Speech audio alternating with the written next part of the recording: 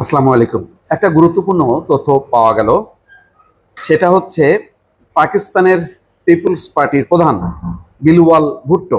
তিনি হচ্ছেন PPP, Pakistan people's পার্টির চেয়ারম্যান।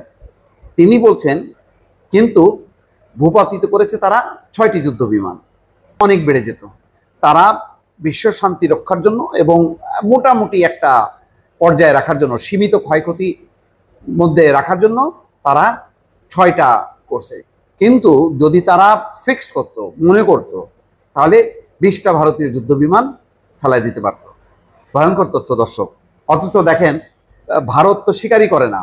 তারা অপারেশন সিঁদুর নিয়ে সারা বিশ্বময় এমন প্রচারণা, না জানি তারা কি করছে। কিন্তু এখন দেখা যাচ্ছে যে না, পুরা তারা ধরা খাইছে। এবং 6টা যুদ্ধ বিমান, তার মধ্যে 2টা বা 3টা রাফাল যুদ্ধ বিমান, সেটা একটু একটু করে ওই যে তাদের সর্বাধিনায়ক কি চৌহান নাকি নাম চৌহাল, সেদিন মাত্র কেবল বলল যে আমাদের যুদ্ধ বিমান ক্ষয়ক্ষতি হয়েছে, কিন্তু তারপরও বলে না। প্রথম তো বললো যে ক্ষয়ক্ষতি যুদ্ধের অংশ, এটা হলো বিমান বাহিনীর প্রধান বলছে। আর সর্বাধিনায়ক, একেবারে প্রধান সশস্ত্র বাহিনীর, সে স্বীকার করলো, এখনো সংখ্যাটা স্বীকার করলো না। অথচ এই খবর পাওয়ার পরেই কিন্তু ভারতের বিরোধী দলগুলো নড়ে চড়ে পড়ছে। তারা পার্লামেন্টে এটা নিয়ে বিশেষ আলোচনার জন্য দাবি করছে। সেই দাবি অনুযায়ী এখনো পর্যন্ত মানে তারা আলোচনা করতে রাজি হয়নি। তার মানে বুঝতে পারছেন।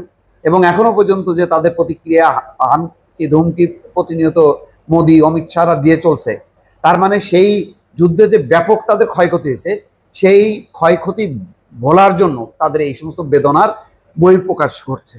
তো এর মধ্যেই বিলওয়াল ভুট্টো আজকে চমৎকারভাবে উপস্থাপন করলো যে ভারতের আসলে কি পরিমাণ ক্ষয়ক্ষতি হয়েছে।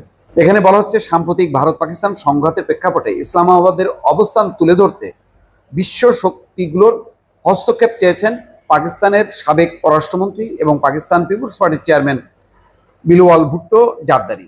দেখেন, পেহেলগামের যে সন্ত্রাসী হামলা হলো, 26 জন যে পর্যটক মারা গেল, তার পরপরই ভারত অভিযুক্ত করলো পাকিস্তানকে। কিন্তু পাকিস্তান কিন্তু সাথে সাথে বললো যে এটা আন্তর্জাতিক তদন্ত চাই, যে কোনো আন্তর্জাতিক সংস্থা তদন্ত করুক যে এটার সাথে পাকিস্তান যুক্ত আছে কিনা। কিন্তু তারা কিন্তু সেই মানে ধারলো না।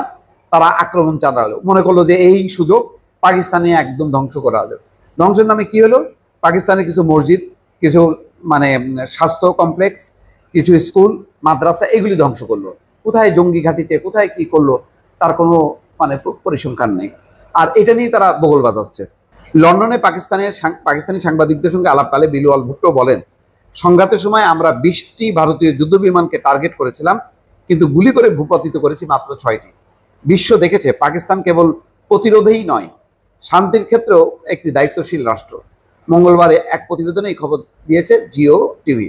আন্তর্জাতিক মধ্যস্থতার আহ্বান জানিয়েছেন তিনি বলছেন, আমরা চাই আলোচনার মাধ্যমে সব সমস্যার সমাধান হোক। এর শুরু কাশ্মীর থেকে। সমস্যাগুলো আটকে আছে কারণ ভারত তা আলোচনায় আনতে রাজি নয়। সাবেক এই পররাষ্ট্রমন্ত্রী বলেন, সাম্প্রতিক সংঘাতের সময় পাকিস্তান শান্তিপূর্ণ সমাধানের শর্তে যুদ্ধবিরতিতে রাজি হয়েছিল। তিনি বলেন, আমরা স্পষ্টভাবে জানিয়েছিলাম ভবিষ্যতে নিরপেক্ষ ভেন্যুতে সব ইস্যুতে আলোচনা হবে, সেই শর্তেই আমরা যুদ্ধবিরতিতে গিয়েছিলাম। অর্থাৎ ডোনাল্ড ট্রাম্প বলছে যে আমি যুদ্ধবিরতি করো, আমি এই সমস্যা নিয়ে আলোচনা করব। সেই শর্তেই কিন্তু পাকিস্তান যুদ্ধবিরতিতে গেল। বিলওয়াল ভুট্টো বলেন, যুক্তরাষ্ট্রের প্রেসিডেন্ট ডোনাল্ড ট্রাম্পের মধ্যস্থতার ভূমিকাকেও স্বীকৃতি দেন। তিনি দুদেশের মধ্যে যুদ্ধবিরতি নিশ্চিত করতে সক্রিয় ভূমিকা রেখেছিলেন। তিনি বলেন, তার প্রচেষ্টা প্রশংসনীয়। কিন্তু ভারত কিন্তু এই ব্যাপারে কোনো প্রশংসা করতে রাজি নয়। দর্শক, ভালো থাকবেন। আল্লাহ হাফেজ।